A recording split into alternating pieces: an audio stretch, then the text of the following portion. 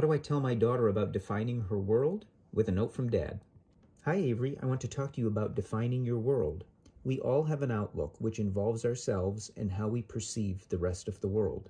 If you only think about yourself, your needs, your wants, and your problems, your world will be very small.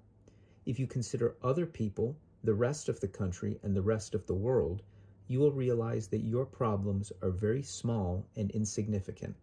The smaller you define your world, the bigger your problems seem. Let us commit to remembering there is a whole world of people who have problems much worse than ours, and we have the power to choose to be grateful for our good fortune. I love you. Love, Dad. So I was riding my bike when I heard this quote, the smaller you define your world, the bigger your problems seem.